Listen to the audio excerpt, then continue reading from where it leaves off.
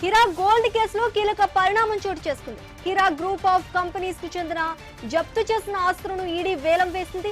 Supreme court ఆదేశాల మేరకు నిర్వహించిన ఈ వేలంలో సుమారు 159 కోట్ల రూపాయల విలువైన ఆస్తులు విక్రయానికి పెట్టారు. Nowhera Shaik, Heera group of companies అనుబంధ సంస్థలకు చెందిన ఆస్తులను గతంలో సీజ్ చేశారు ఈడీ అధికారులు.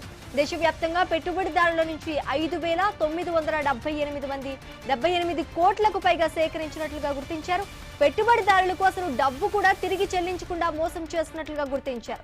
దీంతో సుప్రీంకోర్టు ఆదేశాల మేరకు ఎంఎస్టీసీ ద్వారా ఆస్తుల వేలం నిర్వహించింది ఈడీ. వేలం ద్వారా వచ్చిన మొత్తాన్ని సుప్రీంకోర్టు పర్యవేక్షణలో బాధ్యతలకు పరిహారం చెల్లించనున్నారు.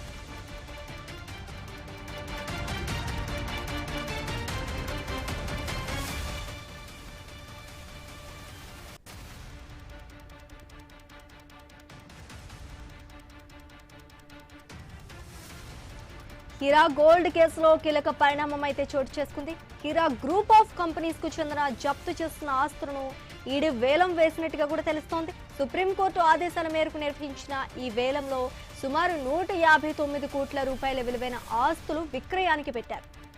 Heera Shaikh, Heera group of companies అనుబంధ సంస్థలకు చెందిన ఆస్తులను గతంలో సీజ్ చేశారు ఈడీ అధికారులు.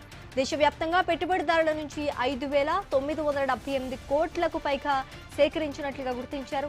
పెట్టుబడిదారులకు అసలు డబ్బు కూడా తిరిగి చెల్లించకుండా మోసం చేసినట్లు గుర్తించారు. దీంతో సుప్రీంకోర్టు ఆదేశాల మేరకు ఎంఎస్టీసీ ద్వారా ఆస్తుల వేలం నిర్వహించింది ఈడీ. వేలం ద్వారా వచ్చిన మొత్తాన్ని సుప్రీంకోర్టు పర్యవేక్షణలో బాధితులకు పరిహారం చెల్లించనున్నారు.